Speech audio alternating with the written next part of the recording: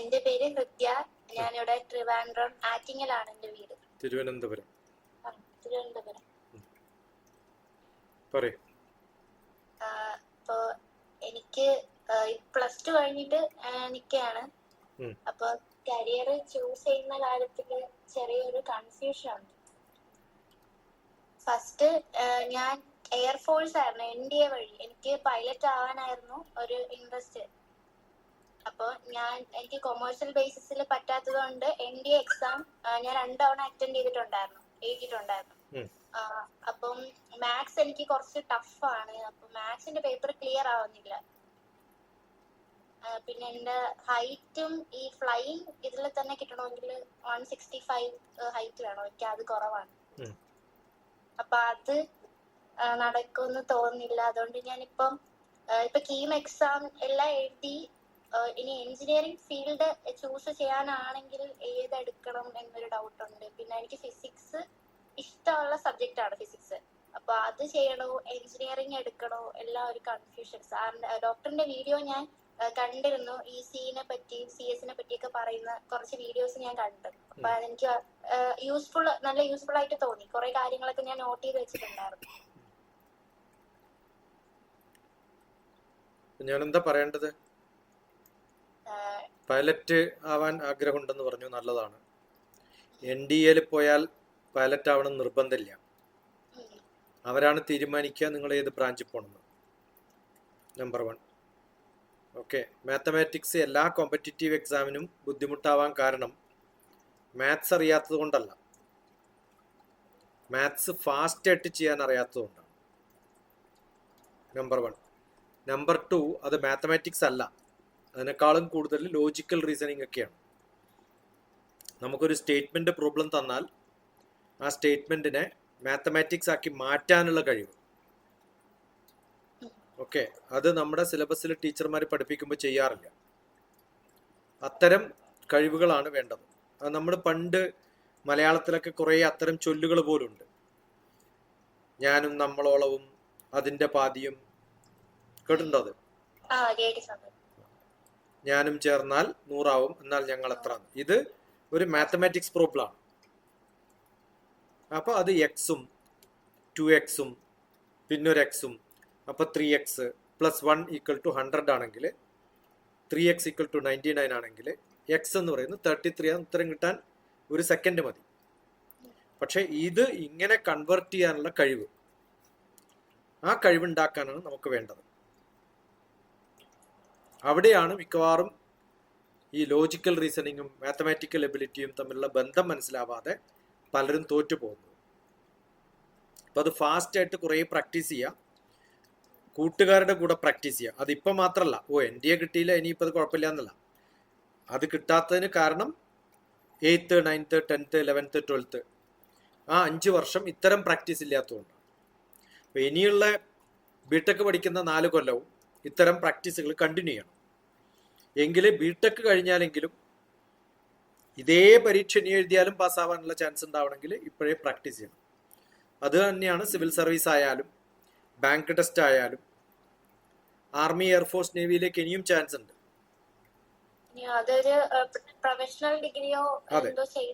BTech-ന് ശേഷം റിക്രൂട്ട്മെന്റ് ഇഷ്ടം പോലെ ഉണ്ട്. അപ്പൊ അതിലൊക്കെ കയറണമെങ്കിലൊക്കെ ഇത് ആവശ്യമാണ്. അത് ഏത് പോലീസുകാരനും ഇത് അത്യാവശ്യമാണ്. ഓക്കെ. ഏത് ബ്രാഞ്ച് എടുക്കണം എന്നുള്ളതിൽ വളരെ ക്ലിയർ ആയിട്ടുള്ള എൻ്റെ ഡയറക്റ്റ് കൺഫ്യൂഷൻ ഉള്ള ഒരാളെ ഇത് ചോദിക്കുള്ളൂ. അപ്പോൾ കൺഫ്യൂഷൻ ഉള്ളവരോട് പറയാനുള്ളത് ബേസിക് ആയിട്ടുള്ള core engineering, electrical, electronics, mechanical, civil. Electronics and കമ്മ്യൂണിക്കേഷനെ പറ്റിയിട്ട് ഡോക്ടറിന്റെ വീഡിയോസ് ഞാൻ കണ്ടിട്ടുണ്ടായിരുന്നു. അപ്പോ അത് നല്ലതാണ്. അതിൽ നിന്ന് കമ്പ്യൂട്ടറിലേക്ക് ചാടാനും.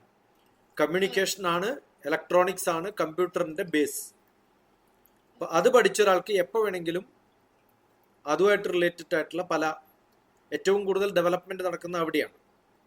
പക്ഷെ കോമൺ മാൻ എപ്പോഴും ഉപയോഗിക്കുന്നത് സിവിൽ എഞ്ചിനീയറിംഗ് ആണ്. ഓക്കെ. അപ്പൊ അതിന് എപ്പോഴും ഒരേപോലെ ഡിമാൻഡ് ഉള്ളതാണ്. പിന്നെ ഇപ്പോ കുറേ റെവല്യൂഷൻസ് നടക്കുന്നുണ്ട്, ഇലക്ട്രോണിക്സും മെക്കാനിക്കലും കൂടി ചേർന്നിട്ടുള്ള. കാരണം ഓട്ടോമൊബൈൽ ഇൻഡസ്ട്രിയിലും ഒക്കെ അത് ഇലക്ട്രിക്കൽ എന്ന് പറയുന്നത് ഫാസ്റ്റ് ആക്കിയിട്ട് ഓടുന്ന ട്രെയിൻ, ഇതിലൊക്കെ അത്യാവശ്യം. അപ്പോൾ ഇത് എല്ലാത്തിനും ഇതിൻ്റെതായ നിഷ് ഏരിയാസ് ഉണ്ട്, സ്പെസിഫിക് ഏരിയകളുണ്ട്. നമ്മൾ എത്രത്തോളം താല്പര്യമുണ്ട്, നമുക്ക് ഏത് വിഷയമാണ് താല്പര്യം, ഏതിലാണ് മുന്നോട്ട് പോകേണ്ടതെന്നനുസരിച്ചിട്ടാണ് തീരുമാനിക്കേണ്ടത്.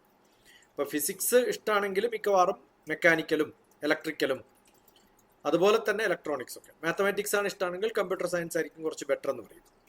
മാത്തമാറ്റിക്സ് എനിക്ക് ഇഷ്ടമാണ്, പക്ഷെ എനിക്ക് അതിലൊരു ഇങ്ങനെ സാറ് ഡോക്ടർ TPS പറഞ്ഞ കണക്ക് ഒരു പ്രോബ്ലം സോൾവിങ് സ്കില്ല് കുറവാണെന്ന് എനിക്ക് തോന്നി. അല്ല, അത് നിങ്ങളുടെ ലെവലിലൊക്കെ ഒരു അസസ്മെന്റ് എന്ന് പറയുന്നത് നിങ്ങളുടെ ടീച്ചേഴ്സിന്റെ കഴിവില്ലായ്മ കൊണ്ടാണ്. ഇപ്പൊ നല്ല ടീച്ചേഴ്സ് പഠിപ്പിച്ചാൽ ഏത് വിഷയവും നന്നാക്കാൻ പറ്റും, അല്ലെ പിന്നെ ടീച്ചേഴ്സിന്റെ ആവശ്യമൊന്നുമില്ലല്ലോ. പക്ഷെ അവര് എക്സാമിനേഷന് മാത്രം പ്രിപ്പയർ ചെയ്യിപ്പിക്കലും നിങ്ങളുടെ ഇൻബോൺ ക്വാളിറ്റികളിൽ അത് ഉണ്ടാക്കിയെടുക്കാൻ സാധിക്കാത്തതുകൊണ്ടാണ്.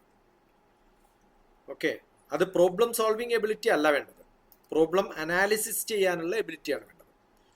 അതെല്ലാവർക്കും ഉണ്ട്.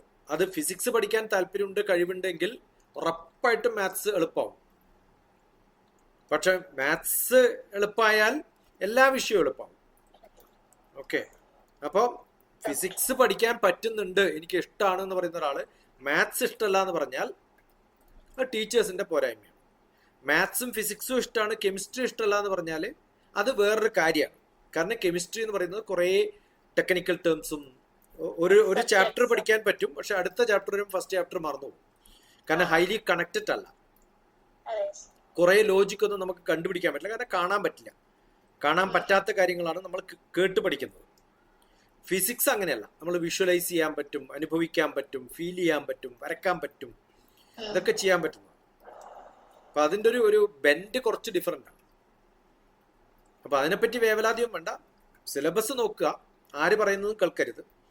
ഇതിന് സ്കോപ്പ് ഉണ്ടോ എന്നുള്ള ചോദ്യം പാടില്ല, ഈ കോളേജ് നല്ലതാണെന്നുള്ള ചോദ്യം പാടില്ല. കാരണം ഇന്നെല്ലാം പഠിക്കാൻ നമുക്ക് ടീച്ചർമാര് വലിയ ഗുണമുള്ളവരൊന്നും എല്ലായിടത്തും ഇല്ല, എല്ലാവരും ഒരേപോലെ തന്നെയാണ്. അവർക്കൊന്നും പ്രാക്ടിക്കൽ നോളജ് ഒന്നും അധികം ഉള്ളവരൊന്നും അല്ല.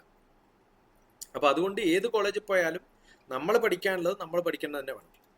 അപ്പൊ അത് പ്രാക്ടിക്കൽ ഓറിയന്റേഷനോടുകൂടി പഠിക്കണമെങ്കിൽ കുറച്ചും കൂടി ഇന്റേൺഷിപ്പ് ചെയ്യേണ്ടി വരും. അതിനുള്ള ഫെസിലിറ്റി ഒക്കെ നമ്മൾ കണ്ടുപിടിക്കണം, കോളേജ് ഒന്നും ചെയ്തു തരില്ല. ഓൺലൈൻ കോഴ്സ് പിന്നെ ഇന്റർനാഷണൽ ലെവലിൽ എന്തും ചെയ്യാൻ പറ്റും. ഓക്കെ, ലാബ് ഉപയോഗിച്ച് ചെയ്യുന്ന പിന്നെ ബ്രാഞ്ചുകൾ എടുക്കുകയാണ് നല്ലത്. ബാക്കി കമ്പ്യൂട്ടർ ബേസ്ഡ് ആയിട്ട് പഠിക്കാൻ പറ്റുന്നതൊക്കെ ഓൺലൈനായിട്ട് പഠിക്കുന്നതും ക്ലാസ്സിലിരുന്ന് പഠിക്കുന്നതും തമ്മിൽ വലിയ വ്യത്യാസമൊന്നും ഉണ്ടാവില്ല. പിന്നെ സാധാരണഗതിയിലുള്ള ടീച്ചേഴ്സിനെക്കാളും കുറച്ചും കൂടി എക്സ്പീരിയൻസ്ഡ് അല്ലെങ്കിൽ കുറച്ചും കൂടി പ്രാക്ടിക്കൽ നോളജും ഒക്കെ ഉള്ളവരായിരിക്കും ഓൺലൈനിൽ ഇന്റർനാഷണൽ കോഴ്സ് പഠിപ്പിക്കുന്നവർ. പക്ഷെ ലാബോറട്ടറിയിൽ നമ്മളിപ്പോൾ വരുമ്പോൾ മെക്കാനിക്കൽ ആയാലും ഇലക്ട്രിക്കൽ ലാബിലായാലും ലാബ് അസിസ്റ്റന്റ് എന്നൊക്കെ പറയുന്ന ഒരു എഞ്ചിനീയേഴ്സ് പോലും അല്ല, അവർ ഡിപ്ലോമ ഹോൾഡേഴ്സാണ്.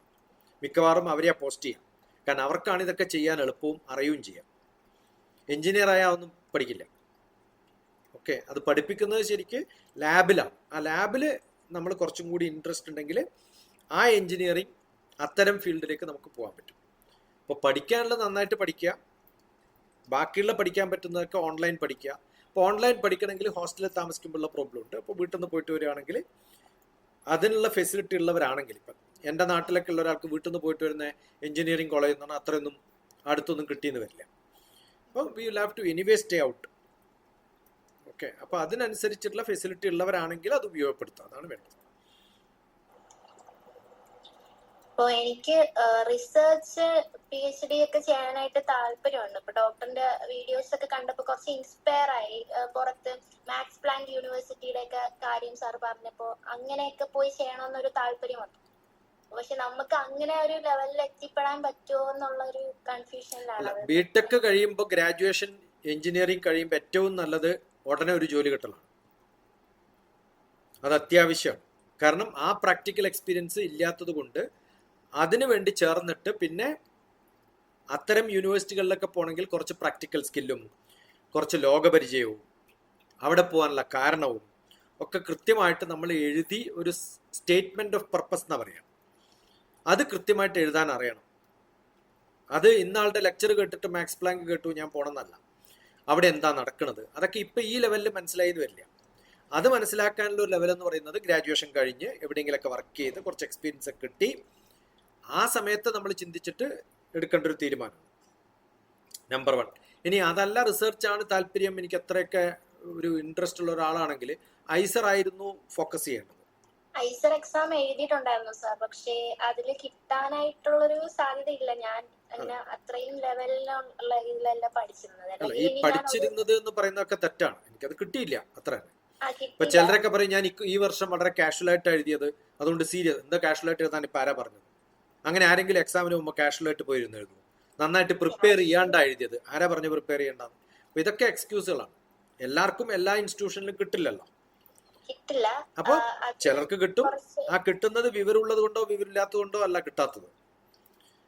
ആ കോമ്പറ്റീറ്റീവ് എക്സാമിൽ നിങ്ങൾ പ്രതീക്ഷിച്ച ചോദ്യങ്ങൾ നിങ്ങൾക്ക് വന്നില്ല എന്നുള്ളത് മാത്രം. അതൊരു പോരായ്മയൊന്നുമല്ല. അതുകൊണ്ട് കിട്ടിയില്ല എന്നുള്ളത് കൊണ്ട് യു ആർ ബാഡ്.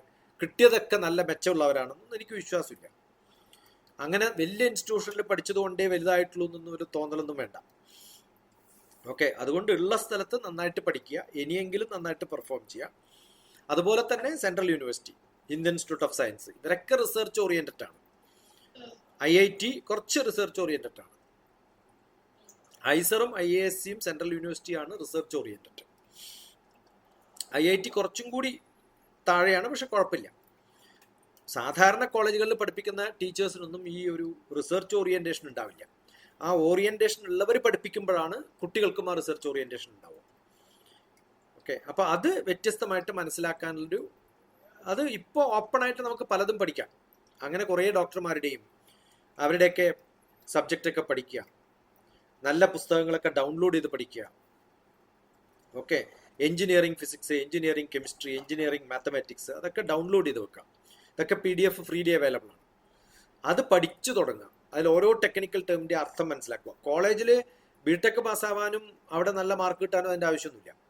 പക്ഷെ നാളെ ഒരു കോമ്പറ്റീറ്റീവ് എക്സാം എഴുതണമെങ്കിൽ, ഗേറ്റ് എഴുതണമെങ്കിൽ, GRE എഴുതണമെങ്കിൽ ഇതിന് അത്യാവശ്യമായിട്ട് ടെർമിനോളജീസും അതിൻ്റെ അർത്ഥവും ഇംഗ്ലീഷ് ലാംഗ്വേജും കോംപ്രഹെൻഷനും ഒക്കെ നന്നാവണം. കേരളത്തിൽ പഠിക്കുന്നവരുടെ ഏറ്റവും വലിയൊരു ദോഷം എന്ന് പറയുന്നത് അവർക്ക് ഇംഗ്ലീഷ് കമ്മ്യൂണിക്കേഷൻ വളരെ മോശമായിരിക്കും. അത് ടീച്ചർമാരുടെ കുഴപ്പമാണ്. അപ്പോൾ ആ ഒരു ലെവലിലേക്ക് നമ്മൾ ഉയരണമെങ്കിൽ അത് വെറുതെ കുറേ വാക്കുകളും ഇംഗ്ലീഷ് എഴുതാൻ പഠിക്കലും അല്ലെങ്കിൽ അതൊക്കെ ഇന്ന് ChatGPT വെച്ചിട്ട് ചെയ്യാൻ പറ്റും. പക്ഷെ നമ്മൾ സംസാരിക്കുന്ന സമയത്ത് കിട്ടുന്ന ഒരു കോൺഫിഡൻസും ഉപയോഗിക്കുന്ന വാക്കുകളും ടെർമിനോളജീസ്, നല്ല വലിയ കട്ടിയുള്ള ഇംഗ്ലീഷ് അല്ല, ടെക്നിക്കൽ ടേംസ് നമ്മുടെ നാവിൽ വരണം. അത് വരണമെങ്കിൽ ടെക്നിക്കൽ ടേംസ് നല്ലപോലെ പഠിക്കണം. ഇതിൻ്റെയൊക്കെ അപ്ലിക്കേഷൻ എവിടെയാണ്, where is it being used, why am I studying this, അത്യാവശ്യമായിട്ട് അറിയാം ഞാൻ എന്തിനാ ഇത് പഠിക്കണമെന്ന് അറിയണം. അപ്പോൾ നല്ല കോൺഫിഡൻസ് വരും. അതൊന്നും ബുദ്ധിമുട്ടൊന്നും ഉണ്ടാവില്ല.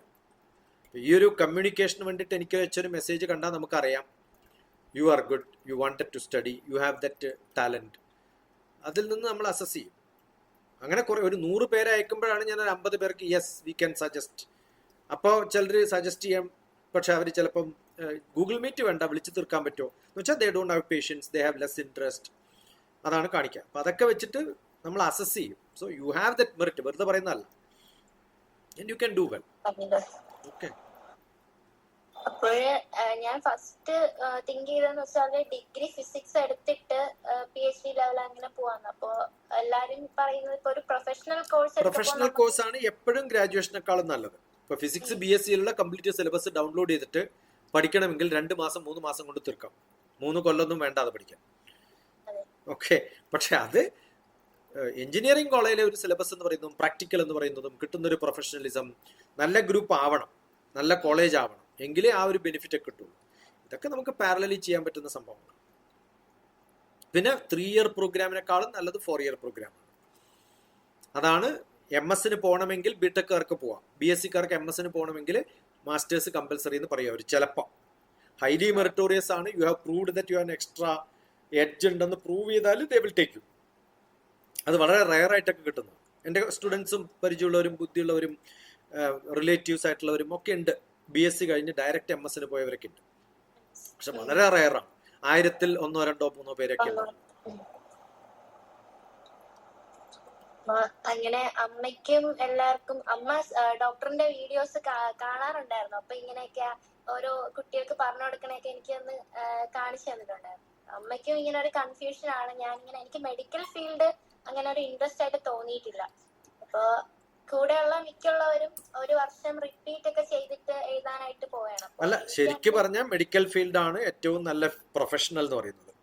കാരണം ഡോക്ടർമാരായിട്ട് പ്രാക്ടീസ് ചെയ്യാൻ വലിയ ബുദ്ധിമുട്ടൊന്നുമില്ല. അതേസമയത്ത് എഞ്ചിനീയർമാർക്ക് പ്രൊഫഷണൽ എന്ന് പേരുണ്ടെങ്കിലും നേരിട്ട് പ്രാക്ടീസ് ചെയ്യാനുള്ള ചാൻസസ് കുറവാണ്. പിന്നെ കേരളത്തിൽ മാത്രമുള്ള ഒരു വ്യാധിയാണ്, അസുഖമാണ് റിപ്പീറ്റ് എന്ന് പറയുന്നത്.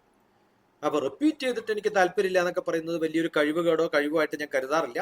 അതൊരു അസുഖമായിട്ടാണ് ഞാൻ കരുതാറുള്ളത്. ഓക്കെ, അപ്പൊ അതിനെക്കുറിച്ച് വേവലാതി വേണ്ട. എല്ലാവർക്കും ഡോക്ടർ ആവാൻ പറ്റില്ലല്ലോ. പക്ഷെ എളുപ്പമാവാൻ പറ്റുന്ന എല്ലാവർക്കും രോഗികളാവാനാണ്. ഓക്കെ, മിക്കവാറും ആൾക്കാർ രോഗികളാണ്, അനാവശ്യമായിട്ട് രോഗമുള്ളവരാണ്. അവരെ കൊണ്ട് ജീവിച്ചു പോകുന്ന ഡോക്ടർമാരാണ് ബാക്കിയുള്ളവരും. കുഴപ്പമൊന്നുമില്ല. ഈസി ഇപ്പോ ഞാൻ ചൂസ് ചെയ്യുകയാണെങ്കിൽ ഗേറ്റ് എക്സാമിന് വേണ്ടിയൊക്കെ അതിന്റെ കൂടെ പ്രിപ്പയർ ചെയ്യാം. അതല്ലാതെ എല്ലാ സബ്ജക്റ്റും തറവായിട്ട് പഠിക്കുക. അതുമായിട്ട് റിലേറ്റഡ് ആയിട്ട് ഓരോ ടെക്നിക്കൽ ടേം വരുമ്പോഴും അത് കൃത്യമായിട്ട് പഠിക്കുക. പറ്റുന്ന അത്ര എക്സ്ട്രാ കോഴ്സുകൾ ചെയ്യാം. കമ്പ്യൂട്ടർ റിലേറ്റഡ് ആയിട്ടുള്ള എല്ലാ കോഴ്സുകളും എക്സ്ട്രാ ആയിട്ട് ഇപ്പം തന്നെ പഠിക്കുക. എത്ര സർട്ടിഫിക്കറ്റ് ഉണ്ടാക്കാൻ പറ്റുമോ അത്ര ഉണ്ടാക്കാം. 10-200 സർട്ടിഫിക്കറ്റ് എങ്കിലും മിനിമം, 10-400 എണ്ണെങ്കിലും ആവറേജ്. അതാണ് വേണ്ടത് ബിടെക്കാർക്ക്. ആക്ച്വലി ഡോക്ടർ, എനിക്ക് ഏത് ഫീൽഡിലാണ് പോവേണ്ടതെന്ന് ഒരു കംപ്ലീറ്റ് ആയിട്ടൊരു ഇൻട്രസ്റ്റ് ഇല്ലായിരുന്നു. അങ്ങനെ ഞാനൊരു സൈക്കോമെട്രിക് ടെസ്റ്റ് ചെയ്തു. അതൊക്കെ സ്റ്റുപ്പിഡിറ്റിയാണ്. അപ്പൊ അവര് MBA ബിസിനസ് റിലേറ്റഡ്. ഞാൻ ചോദിക്കുന്നത്, ഇതൊക്കെ ഉണ്ടാക്കിയെടുത്തിട്ടുള്ളവരൊന്നും ഇന്ത്യയിലുള്ളവരല്ല. നമ്പർ 1. നമ്പർ 2, മോളുടെ ഇത്രയും സമയമുള്ള ഡിസ്കഷനിൽ നിന്ന് എഞ്ചിനീയറിംഗും പൈലറ്റും ഒക്കെയാണ് ഇഷ്ടം എന്ന് പറഞ്ഞു. ആ ചോദിക്കുന്ന സമയത്ത് നമ്മൾ കൊടുക്കുന്ന ആൻസറുകളിൽ നിന്നൊരു 17 പേജ് പ്രിന്റ് ഔട്ട് വരും. ആ പ്രിന്റ് ഔട്ട് ഒക്കെ മണ്ടത്തരാണ്. അത് വെച്ച് കാശുണ്ടാക്കുന്ന കുറേ മണ്ടന്മാര്. ആ ഇരിക്കുന്നവരുടെ തന്നെ ആദ്യം ഒന്ന് ടെസ്റ്റ് ചെയ്യാൻ പറയാം. ഈ ചെയ്യിപ്പിക്കുന്ന ഏതെങ്കിലും മണ്ടന്മാരും വണ്ടികളൊക്കെ ഉണ്ടാവുമല്ലോ, അവരുടെ ഒന്ന് ടെസ്റ്റ് ചെയ്ത് നോക്കാൻ പറയാം. എന്നിട്ട് നിങ്ങൾ കാശ് തരാം, ഞാൻ തന്നെ കാശ് തരാം, ഒന്ന് ചെയ്തു നോക്കുമെന്ന് പറയാം. എന്നിട്ട് എന്താ കിട്ടുന്നത് നോക്കാം. അപ്പൊ ഒരിക്കലും സൈക്കോമെട്രിക് ടെസ്റ്റ് ചെയ്തിട്ട് ആൾക്കാരെ പറ്റിക്കണം എന്ന് അവർ പറഞ്ഞിട്ടുണ്ടാവില്ല അതിനകത്ത്. പിന്നെ എന്തിനാ പണിക്കിരിക്കണേ? മനസ്സിലായോ? അതാണ് അത്യാവശ്യമായിട്ട് വേണ്ടത്. എനിക്കറിയില്ല, ഈ സൈക്കോമെട്രിക് ടെസ്റ്റ് ചെയ്യുന്ന ഈ ഓണേഴ്സും അത് നടത്തി ബിസിനസ് നടത്തുന്നവരുടെയെങ്കിൽ ഏതെങ്കിലും ടെസ്റ്റിൽ അവർക്ക് ഈ പണിയാണ് ചെയ്യേണ്ടത്, ആൾക്കാരെ പറ്റിച്ച് നടക്കലാന്ന് പറഞ്ഞിട്ടുണ്ടാവുമോ? ഉണ്ടാവുമോ? പിന്നെ എന്തിനാ അവരത് ചെയ്യണേ? അവർക്ക് തന്നെ അതിൽ വിശ്വാസമില്ല എന്ന് മനസ്സിലായില്ലേ? അപ്പൊ ഏതെങ്കിലും സൈക്കോമെട്രിക് ടെസ്റ്റുകാരനോട് മത്തി വെക്കണം എന്ന് പറയാറുണ്ടോ? അത് ഇഷ്ടമുള്ളതും ചെയ്യുന്നതും ഇഷ്ടം പോലെ ആൾക്കാരില്ലേ? ഉണ്ടോ ഇല്ലയോ? പശുവിനെ നോക്കണം എന്ന് ഇഷ്ടം പോലെ ആൾക്കാർ പറയാറില്ലേ? അല്ലെ? ഏതെങ്കിലും ആൾക്കാരോട് പൊളിറ്റീഷ്യൻ ആവണമെന്ന് സൈക്കോമെട്രിക് ടെസ്റ്റ് പറയോ? അത് അറിഞ്ഞിട്ടാണോ കേരളത്തിലെ മന്ത്രിമാരാവുന്നതും പൊളിറ്റീഷ്യൻസ് ആവുന്നതും? ഏതെങ്കിലും പോലീസുകാരൻ അത് നോക്കിയിട്ടാണോ IPS കിട്ടിയത്? ഇതൊക്കെ സാധാരണഗതിയിൽ അധോഗതിയിൽ നിൽക്കുന്ന, കൺഫ്യൂസ്ഡ് ആയിട്ട് നിൽക്കുന്ന ആൾക്കാരെ പറ്റിക്കാനുള്ള പ്രസ്ഥാനമാണ്. സൈക്കോമെട്രിയും സൈക്കോളജിയും തെറ്റാന്നൊന്നും ഞാൻ പറയില്ല. ഞാനും ഒരു സൈക്കോ തെറാപ്പിസ്റ്റ് ആണ്. പക്ഷെ ഈ സോഫ്റ്റ്വെയർ വെച്ചിട്ടുള്ള മണ്ടൂസ് പരിപാടികളൊക്കെ വേണ്ടാത്ത പരിപാടിയാണ്. അതിന് അർത്ഥമൊന്നുമില്ല. ആ കുറേ പേര് എൻ്റെ അടുത്ത് വന്നിട്ടുണ്ട്, അത്തരം ആൾക്കാർ. ഞാൻ പലതിലും പറഞ്ഞിട്ടുമുണ്ട്. ഒരു 17 പേജൊക്കെ കൊണ്ടുവന്നിട്ട് ഇന്നതാണ് പറയുന്നത്. ആ കുട്ടി തന്നെ കൺഫ്യൂസ്ഡ് ആണ്. നമ്പർ 1. നമ്പർ 2, അത് കഴിഞ്ഞിട്ട് ഡോക്ടർ ആവാൻ പറ്റില്ല എന്ന് പറഞ്ഞിട്ട് വിട്ടിട്ടുള്ള കേസുകളിൽ ഹൈദരാബാദിലൊരു കേസുണ്ട്. ഈസി ആയിട്ട് മെഡിക്കലിൽ ചേർന്നു, ഡോക്ടർ ആവും. ദോഹയിലുണ്ട് ഒരു കേസ്. അതുപോലെ കേരളത്തിൽ വന്നിട്ട് കോച്ചിങ് സെന്ററിൽ ചേർന്ന് ഡോക്ടറായി. കേരളത്തിൽ കിട്ടിയിട്ടില്ല, പുറത്തു പോയിട്ടാണ് ചെയ്തത്. പക്ഷെ അതൊരു ഇൻട്രസ്റ്റ് ആയിരുന്നു. പക്ഷെ സൈക്കോമെട്രിയിൽ ഇൻട്രസ്റ്റ് ഇല്ല എന്ന് പറഞ്ഞതാണ് വെളിയിൽ പോയിട്ട് കാശൊക്കെ കൊടുത്തിട്ട് അവർ MBBS പഠിച്ചത്. ഇൻട്രസ്റ്റ് ഇല്ലാത്തവർ അങ്ങനെ വെളിയിലൊക്കെ പോയിട്ട് കഷ്ടപ്പെട്ടിട്ട് പഠിക്കും. ഇതൊക്കെ ചുമ്മാ പറയണം. തോറ്റ കേസുകളല്ല, ജയിച്ച കേസുകൾ തീരെ കണ്ടിട്ടില്ല. തോറ്റ കേസുകൾ ഇഷ്ടം പോലെ കണ്ടിട്ടുമുണ്ട് അതിൽ. ഇപ്പോ ഞാൻ ഒരു ഹയർ സ്റ്റഡീസിനൊക്കെ ഇപ്പൊ നമ്മള് പുറത്തെ യൂണിവേഴ്സിറ്റീസ് ചൂസ് ചെയ്യണാണോ നല്ലത്? അത് ഇപ്പോ ഈ ഞാൻ പറഞ്ഞല്ലോ, കുറെ എക്സ്ട്രാ കോഴ്സുകളൊക്കെ ചെയ്ത് 4 വർഷം കഴിഞ്ഞിട്ട് എന്ത് ചെയ്യണം എന്ന് ഞാൻ ഇപ്പൊ പറയരുത്. ഞാൻ പറഞ്ഞു, BTech കഴിഞ്ഞ് ഉടനെ ജോലി കിട്ടാണ് നല്ലത്. കുറച്ചും കൂടി എക്സ്പോഷർ ഉണ്ടാവും. കുറേ യൂണിവേഴ്സിറ്റികളുമായിട്ട് ഓപ്പൺ അപ്പ് ആവും. അവിടുത്തെ പഠനങ്ങളെക്കുറിച്ച് മനസ്സിലാവും. 4 വർഷം കഴിയുമ്പോൾ ഏതാണ് ഏറ്റവും നല്ല ബ്രാഞ്ച്, ആരെവിടെ പഠിക്കണം എന്നൊന്നും ഇന്ന് നമുക്ക് പ്രെഡിക്റ്റ് ചെയ്യാൻ പറ്റില്ല. അത് വരുമ്പോൾ അപ്പം ആലോചിക്കണം എന്നാണ് ഞാൻ പറയാം. അപ്പൊ ഇപ്പൊ നല്ലപോലെ പഠിക്കുക, ഉള്ള 4 വർഷം നല്ലപോലെ ഇൻവെസ്റ്റ് ചെയ്യുക. പക്ഷെ ഈ പറയുന്നതൊന്നും ആവണമെന്നില്ല. ഞാൻ കണ്ടിട്ടുള്ള കുറേ നല്ല കുട്ടികൾ എഞ്ചിനീയറിംഗ് കോളേജിൽ എത്തിയിട്ട് ആകെ പൊളിഞ്ഞ് നശിച്ച് ഒന്നിനും കൊള്ളാത്തവരായിട്ട് മാറിയിട്ടുണ്ട്. കാരണം ഏറ്റവും പൊട്ട കുട്ടികൾ വരുന്നൊരു സ്ഥലം. എൻട്രൻസ് എക്സാമൊക്കെ എങ്ങനെയൊക്കെയോ കഷ്ടി പാസ്സായി രക്ഷപ്പെട്ടു. എഞ്ചിനീയറിംഗ് എത്തിയിട്ട് സ്ഥിരമായിട്ട് തോക്കുന്ന കുട്ടികൾ 100-ൽ 4 കുട്ടികൾ മാത്രമേ സാധാരണ കോളേജുകളിൽ നമ്മൾ നന്നായിട്ട് കാണാറുള്ളൂ. ഓക്കെ, കുറേ കോളേജുകൾ പോയിട്ടും കോളേജുകൾ ഭരിച്ചിട്ടും എക്സിക്യൂട്ടീവ് ഡയറക്ടറേറ്റ് ഒക്കെ ഉണ്ടായിരുന്നു. അവിടെയൊക്കെയുള്ള അനുഭവം കൊണ്ട് പറയാണ്. അപ്പം നല്ലപോലെ self oriented, self motivated, self aspiring അല്ലെങ്കിൽ വലിയ ബുദ്ധിമുട്ടാണ്. ഏറ്റവും കൂടുതൽ മോശം കുട്ടികൾ ഉണ്ടാവുന്നത് ഈ ഗ്രാജുവേഷന് പോകുമ്പോഴാണ്. അത് എഞ്ചിനീയറിംഗ് കോളേജ് അത്രയും ഇൻവെസ്റ്റ്മെന്റ് ഒക്കെ ചെയ്ത് നല്ല ഫെസിലിറ്റി ഒക്കെ ഉണ്ടാക്കിയിട്ട് തോക്കുന്നതുകൊണ്ട് പറഞ്ഞാണ്. സാധാരണ ഗ്രാജുവേഷന് പോകുന്ന കോളേജിൽ വലിയ ഇൻവെസ്റ്റ്മെന്റ് ഒന്നും ഇല്ല, എന്തായാലും വെറുതെ ടൈം പാസിന് പോകുന്നവരാണ് എന്ന് നന്നായിട്ട് നമുക്ക് അറിയാം. വളരെ ചുരുക്കം പേര് മാത്രമേ ഉള്ളൂ നല്ല സീരിയസ് ആയിട്ട് പഠിക്കുന്നവർ. അത് ഒരു ബാച്ച്, നല്ല കമ്മ്യൂണിറ്റി, നല്ല സത്സംഗൊക്കെ ഉണ്ടെങ്കിൽ ആ ബാച്ച് നന്നായിട്ട് പോയിട്ടുണ്ട്. അതുകൊണ്ട് ഒരു കുട്ടിക്ക് നന്നാവാൻ നല്ലപോലെ മെനക്കെടണം. ഒരു ഗ്രൂപ്പ് ഓഫ് ആൾക്കാർ നമുക്ക് ഉണ്ടാക്കിയെടുക്കാൻ പറ്റുകയാണെങ്കിൽ അവരെയൊക്കെ നന്നാക്കിയെടുക്കണം. ഇപ്പം എൻ്റെ അടുത്തൊക്കെ ചില എഞ്ചിനീയറിംഗ് കോളേജിലെ 10-20 കുട്ടികൾ നമുക്കൊക്കെ നന്നാവണം എന്നൊക്കെ പറഞ്ഞ് വന്നു. ഒരു 2-3 ദിവസം നമ്മൾ സീരിയസ് ആയിട്ടൊക്കെ ക്ലാസ് എടുത്ത് തുടങ്ങുമ്പോൾ 3-ാമത്തെ ദിവസം മുതൽ അവർക്ക് സൈറ്റ് സീയിങ്ങിന് പോകണം, ഈ അത്തരം പരിപാടികളൊക്കെ. ഓക്കെ, അത് കഴിഞ്ഞാൽ ഒരു കോണ്ടാക്ട് ഉണ്ടാവില്ല. നമ്മൾ ഉണ്ടാക്കുന്നതെന്ന് വെച്ചാൽ ഇതിൽ നിന്ന് 1-2 പേരെയൊക്കെ നമുക്ക് സെലക്ട് ചെയ്തിട്ട് വല്ല ഇന്റേൺഷിപ്പ് കൊടുക്കാൻ പറ്റുമോ, അവരെ നമ്മൾ മെന്റർ ചെയ്യാൻ പറ്റുമോ, അവർക്ക് നല്ല പൊസിഷനിലേക്ക് എത്തിക്കാൻ പറ്റുമോ എന്നൊക്കെ ഒരു ആഗ്രഹം കൊണ്ട് ചെയ്യുന്നതാണ്. പക്ഷെ കേരളത്തിൽ പലപ്പോഴും അത് വളരെ മോശമായിട്ടാണ് കണ്ടിട്ടുള്ളത്. പിന്നെ അവർ കോണ്ടാക്ട് ചെയ്യും എപ്പോഴെങ്കിലൊക്കെ, ഒരു 4 കൊല്ലം കഴിയുമ്പോൾ 3 കൊല്ലം കഴിയുമ്പോൾ ഇന്റേൺഷിപ്പിന് എവിടെയെങ്കിലും കിട്ടുമോ എന്നൊക്കെ ചോദിച്ചിട്ട്. അപ്പോൾ നമ്മൾ അറിയും, ഓ ഇന്ന കുട്ടി ഇന്ന് ആ സമയത്ത് ഇങ്ങനെയൊക്കെയാണ് നിങ്ങൾ ബിഹേവ് ചെയ്തത്, സോ ഹൗ ഡു ഐ. നമ്മളിപ്പോൾ ഒരാൾ ഒരു ഇൻഡസ്ട്രിയിലേക്ക് റെഫർ ചെയ്യുമ്പോൾ അവർ നല്ലപോലെ മെനക്കെടുന്നവരായാലേ നമുക്ക് റെഫർ ചെയ്യാൻ പറ്റുള്ളൂ. അപ്പോൾ അതുകൊണ്ട് അങ്ങനെ മെനക്കെടാറില്ല. ഇപ്പം നല്ല ഹോപ്പ് ഉണ്ടാക്കുക, അതാണ് വേണ്ടത്.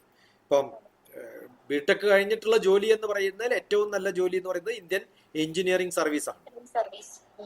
അതിലുള്ള പ്രിപ്പറേഷൻ ഒരു 100% ആണെങ്കിൽ 80% ഗേറ്റ്, ഒരു 60% GRE, ആ ലെവലിലേക്ക് നമ്മൾ പഠിക്കണം. അത് മാത്രം പോരാ, ലോകപരിചയം വേണം, ന്യൂസ് പേപ്പർ വായിക്കണം, ഇംഗ്ലീഷ് കോംപ്രഹെൻഷൻ വേണം. ഇതൊക്കെ നന്നായിട്ടുണ്ടെങ്കിൽ you can improve yourself. Civil service edge എന്ന് പറഞ്ഞിട്ടൊരു ബുക്ക് ഉണ്ട്, civil service prelims handbook ഉണ്ട്. അത് തന്നെയാണ് ഇന്ത്യൻ എഞ്ചിനീയറിംഗ് സർവീസ് ആയാലും, ഫോറസ്റ്റ് സർവീസ് ആയാലും, എക്കണോമിക് സർവീസ് ആയാലും, സ്റ്റാറ്റിസ്റ്റിക്സ് സർവീസ് ആയാലും എല്ലാത്തിലും വേണ്ടത്. Good enough. ആരൊക്കെ ഉണ്ട് വീട്ടില്? മൊക്ക എന്റെ വീട്ടില് അമ്മ, അച്ഛൻ, അമ്മൂമ്മ. അമ്മ എന്താ ചെയ്യണേ? അമ്മ തയ്യക്കട നടത്തും. അച്ഛനോ?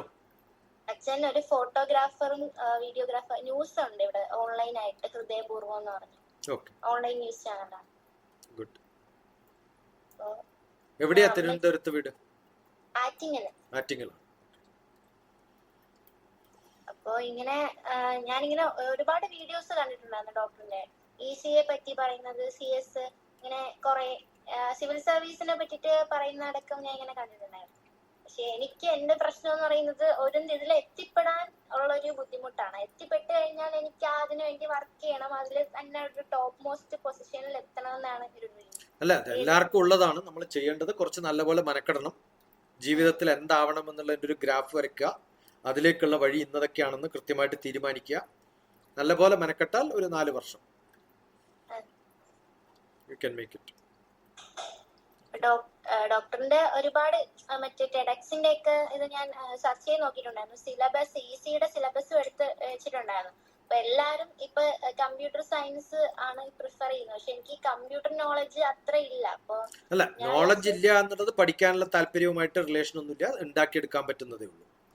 അതിന് കുറെ എക്സ്ട്രാ കോഴ്സ് ചെയ്യുക, you can study always, no problem. അതൊക്കെ ഉണ്ടാക്കിയെടുക്കാം. ഇപ്പൊ ഇലക്ട്രോണിക്സ് കംപ്ലീറ്റ് അറിഞ്ഞിട്ടാണോ ചേരുന്നത്?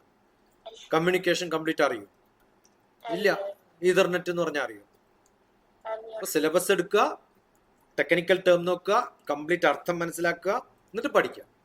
www.wordhippo.com എന്താ സാർ? wordhippo.com wordhippo.com പോയിട്ട് അർത്ഥം നോക്കുക.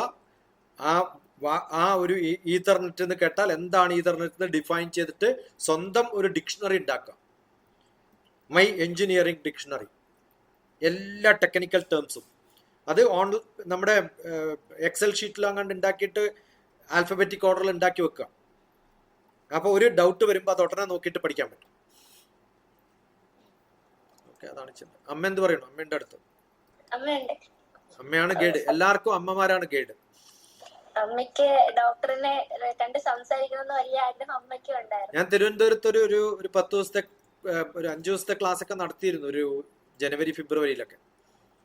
കുറെ അന്നൊരു സത്സംഗ് ഉണ്ട്, ആ ഗ്രൂപ്പിലുള്ള കുറച്ച് പേരൊക്കെ വന്ന് എന്റെ കൂടെ 2-3 ദിവസം ഉണ്ടായിരുന്നു. ഒരു വാട്സപ്പ് അയച്ചിട്ടുണ്ടല്ലോ, ഞാൻ ആ ലിങ്ക് അയച്ചു തരാം.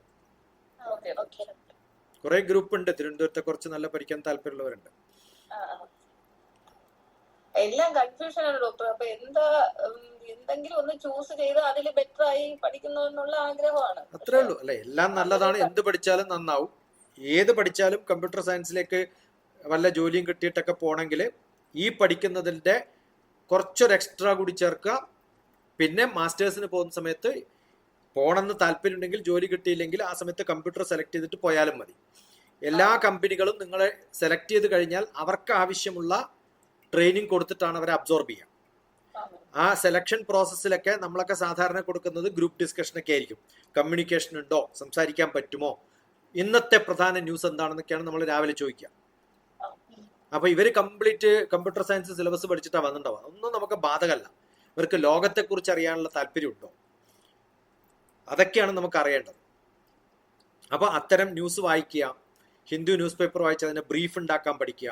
അത് ബാക്കിയുള്ളവർ പറയുന്നത് കേൾക്കാനും അത് അബ്സോർബ് ചെയ്യാനുള്ള കഴിവുണ്ടോ, ഇതൊക്കെ ഉണ്ടെങ്കിൽ ഏത് സംഭവവും പഠിക്കാൻ പറ്റും. പിന്നെ നമുക്ക് അവരെ സെലക്ട് ചെയ്തിട്ട് നമുക്ക് ട്രെയിനിങ് കൊടുക്കാം. ചിലരിത് നല്ലപോലെ പഠിച്ചിട്ട് വരും. പഠിച്ചിട്ട് വന്നാൽ അവരെ യൂസ്ഫുൾ ആക്കാൻ പറ്റില്ല. കാരണം നമുക്ക് അവരെ അതിൽ നിന്ന് മാറ്റി ചിന്തിക്കാൻ പറ്റാത്തവരാണ്. കാരണം ഏത് ചെയ്താലും നാളെ ചിലപ്പോൾ ബാങ്കിൽ ജോലിക്കാൻ പോണ്ടി വരും. ആ ബാങ്ക് ജോലിക്കുള്ള സമയത്ത് ഇതെനിക്ക് ഇഷ്ടമല്ല, ഇതല്ല ഞാനിവിടെ വിചാരിച്ചെന്നുള്ളൊരു തോന്നലുണ്ടാവും. അതുണ്ടാവരുത്. ഏത് പണിയും ചെയ്യാൻ തയ്യാറാണെന്നുള്ളൊരു മനസ്സുണ്ടാക്കി എടുക്കണമെങ്കിൽ ലോകപരിചയം വേണം.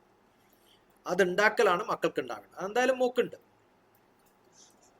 നല്ല അമ്മയാണല്ലോ, പിന്നെന്താ മക്കള് ഭയപ്പെടും.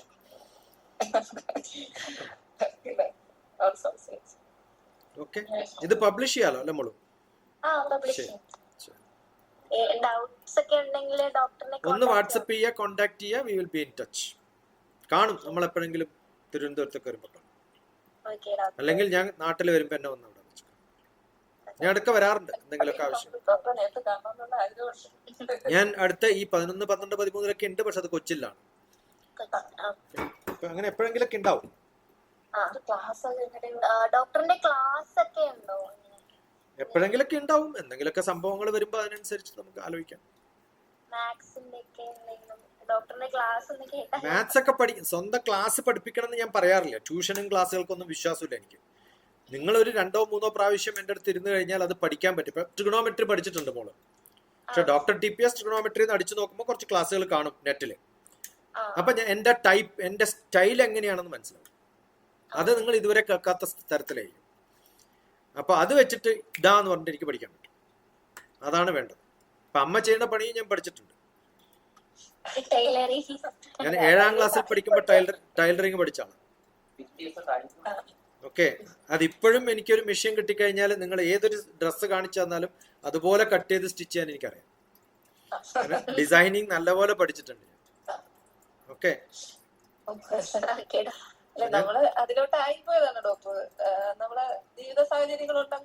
അല്ല അത് മോശം പണിയൊന്നുമല്ല, നല്ല പണിയല്ലേ. ഏറ്റവും നല്ല പണി എന്ന് പറയുന്നതിൽ കുറേ പണികൾ. ഞാനിപ്പം പാലക്കാടൊക്കെ വർക്ക് ചെയ്യുന്ന സമയത്ത് പല അമ്മമാരും പഠിച്ചിട്ട് ചെയ്യാണ്ടിരിക്കുന്നുണ്ട്. ടൈലറിങ് പഠിച്ചിട്ടുണ്ട്, എന്നാൽ ചെയ്യണില്ല. അങ്ങനെയുള്ള ഗ്രൂപ്പ് ഉണ്ടാക്കിയിട്ട് ഞാനവിടെ ഒരു ബാച്ച് ഓഫ് 90 കുട്ടികൾ ഉണ്ടാവുമ്പോൾ അവരുടെ കംപ്ലീറ്റ് 3 പേര് ഡ്രസ്സ് ചെയ്യാനുള്ള 270 ഡ്രസ്സ് പേര് ആദ്യം ഒരു 6 അമ്മമാർക്കാണ് കൊടുത്തത്. മനസ്സിലായോ? അപ്പൊ അവർക്ക് ധൈര്യം വന്നു, ഇനിയിപ്പോ എനിക്ക് ചെയ്യാൻ പറ്റും. അപ്പൊ ഇത് ചെയ്ത് ശീലിച്ച് ധൈര്യം വരുമ്പോഴാണ് നമുക്ക് ഏത് പണിയും നല്ല പോലെ മെനക്കെടാൻ പറ്റും. അപ്പൊ അടുത്ത കാലത്ത് ഞാൻ കോട്ടയത്ത് വന്ന സമയത്ത് എന്നെ കാണാൻ വന്ന ഒരമ്മ, അത് ടൈലറാണ്, അച്ഛൻ ഗ്രില്ല് വർക്ക് ചെയ്യുന്ന ഒരാളാണ്. അവരുടെ മൂത്ത മകള് PhD ആണ്. രണ്ടാമത്തെ ആള് MBBS-ന് പഠിക്കണം. ഓക്കെ, ഈ വലിയ ജോലിയൊക്കെ ഉണ്ടെന്ന് പറയുന്ന ആൾക്കാരുടെ മക്കളൊന്നും അതിൻ്റെ അയൽവക്കത്ത് പോലും എത്തുന്ന ആൾക്കാരല്ല. അപ്പോൾ ഒരമ്മ എന്നുള്ള നിലയിൽ, ടൈലർ എന്നുള്ള നിലയിലല്ല, ഒരമ്മ എന്നുള്ള നിലയിൽ ചെയ്യുന്നൊരു പണിക്കല്ല പ്രാധാന്യം. ഇപ്പൊ ഏറ്റവും നല്ല ജോലി എന്താ വെച്ചാൽ നല്ല അമ്മയാവുക എന്നുള്ളതാണ്. അത് നന്നായി ചെയ്യുന്നുണ്ടെങ്കിൽ ബ്ലസ്ഡ്. നമുക്കാവാൻ പറ്റാത്തത് നമ്മുടെ മക്കൾക്കാക്കി കൊടുക്കാൻ പറ്റുക എന്നുള്ളത് നമ്മുടെ വലിയൊരു അധ്വാനം. ഓക്കെ, അതുകൊണ്ടല്ലേ നമ്മൾ എത്രയോ സമയം മെനക്കെടുന്നു ഇതിനു വേണ്ടിയിട്ട്. അങ്ങനെ ആരെങ്കിലും ഒരാളെയൊക്കെ നമുക്ക് സഹായിക്കാൻ പറ്റുകയാണെങ്കിൽ ദാറ്റ്സ് ഗ്രേറ്റ്. അങ്ങനെ കുറേ പേരെ ഏറ്റെടുത്തിട്ടും കൊണ്ടു നടന്നിട്ടും 2 കൊല്ലൊക്കെ എൻ്റെ കൂടെ ജീവിച്ചിട്ടും ഉള്ള മക്കളൊക്കെ ഉണ്ട്. അവരൊക്കെ പല സ്ഥലങ്ങളിലും പല വിധത്തിലും ഒക്കെ ആക്കാൻ സാധിച്ചിട്ടുണ്ട്. അതൊന്നും വേവലാതിയൊന്നും ആവശ്യമില്ല. എല്ലാം പോസിറ്റീവ് ആയിട്ട് എൻജോയ്. ടെൻഷനാണ്, ഞാൻ എവിടെയെങ്കിലും പോയി ഒന്ന് എത്താതെ ഒന്ന് ആവും, അങ്ങനെയുള്ള ഒരു ടെൻഷൻ ഉണ്ട്. പോയാ എന്തായാലും എത്തും, ഇവിടെ അല്ലെങ്കിൽ എത്തുന്നിടത്തെത്തും, അത്ര എത്തുന്നിടത്തെത്തും, അത്ര. നല്ല രീതിയിൽ പഠിക്കുക, അതെ, നല്ലപോലെ മെനക്കെടുക, നല്ലപോലെ അതൊക്കെ ഡോക്യുമെന്റ് ചെയ്ത് വെക്കുക, അത് അത്യാവശ്യമാണ്. അതല്ലെങ്കിൽ എക്സാമിനേഷൻ വരുന്ന സമയത്ത് വല്ലാണ്ട് ബുദ്ധിമുട്ട്. എഴുതി തന്നെ ശീലിക്കണം, അപ്പോഴേ ഫാസ്റ്റ് ആയിട്ട് ചെയ്യാൻ പറ്റുള്ളൂ. 18-ാം പടി എന്ന് പറഞ്ഞൊരു സിനിമയുണ്ട് മമ്മൂട്ടിയുടെ അതിനകത്ത്, കേട്ടിട്ടുണ്ടോ? നല്ല സിനിമയൊന്നുമല്ല, പക്ഷെ അതിനകത്ത് അവസാനത്തെ കുറച്ച് ഭാഗമുണ്ട്, കുട്ടികളെ കോപ്പി അടിക്കാൻ പഠിപ്പിക്കുകയാണ് മമ്മൂട്ടി. അതെ അതെ, അത് എത്ര പ്രാവശ്യം നമ്മൾ എഴുതുന്നുണ്ടോ അത്രയും നമ്മൾ എക്സ്പേർട്ട് ആവും എന്നുള്ളതിന്റെ ഒരു വലിയൊരു പ്രൂഫാണ്. നമ്മളൊക്കെ സിനിമ കാണുമ്പോൾ അതിനകത്ത് എനിക്ക് എന്താ കിട്ടാന്ന് ആലോചിക്കാം. അതുപോലെ നമ്മൾ പഠിക്കേണ്ടത്. ഓക്കെ, ശരി.